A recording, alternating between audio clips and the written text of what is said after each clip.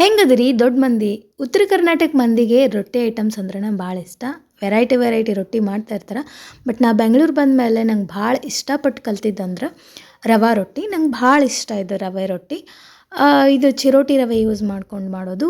ಇದನ್ನು ಒಂದು 2 ತಾಸು ನೆನೆ ಇಡಬೇಕು. ನೆಂದಾದಮೇಲೆ ಇಷ್ಟು ಚಂದ ನೆಂದಿರುತ್ತೆ. ಇದಕ್ಕೆಲ್ಲ ನಾವು ತರಕಾರಿ ಹೆಚ್ಚಿಟ್ಕೊಂಡು ತರಕಾರಿನ ಹಾಕಬೇಕು. ಈ ರೀತಿಯಾಗಿ ನೆಂದಿರುತ್ತೆ. ಆಮೇಲೆ ಮೆಣಸಿನ್ಕಾಯಿ, ಉಳ್ಳಾಗಡ್ಡಿ ಮತ್ತು ಸ್ವಲ್ಪ ಬೀನ್ಸ್ ಮತ್ತು ಕೊತ್ತಂಬರಿ, ಕರಿಬೇವಿನ ಸೊಪ್ಪು ಅದನ್ನೆಲ್ಲ ಹಾಕಿ ಚೆಂದಾಗಿ ಮಿಕ್ಸ್ ಮಾಡ್ಕೋಬೇಕ್ರಿ.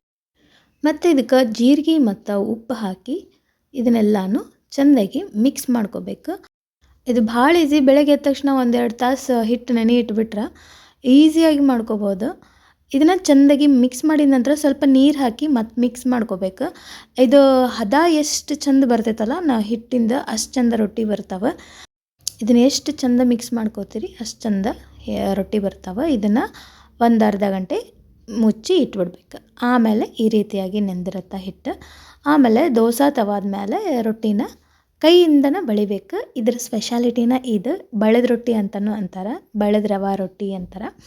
ಆಮೇಲೆ ಎಣ್ಣೆ ಹಾಕಿ ಚೆಂದಾಗಿ ಬೇಯಿಸಿದ ನಂತರ ಮಸ್ತ್ ರವೆ ರೊಟ್ಟಿ ರೆಡಿ ಆಗ್ತವೆ. ಇದಕ್ಕೆ ಚಟ್ನಿನಾರ ತಿನ್ಬೋದು, ಪಲ್ಯನಾರ ತಿನ್ಬೋದು. ಎರಡರೊಳಗೆ ಯಾವ ತಿಂದರೂ ಮಜಾ ಇರ್ತೈತಿ. ಮಾಡಿ ನೋಡ್ರಿ, ಮಜಾ ಮಾಡಿರಿ.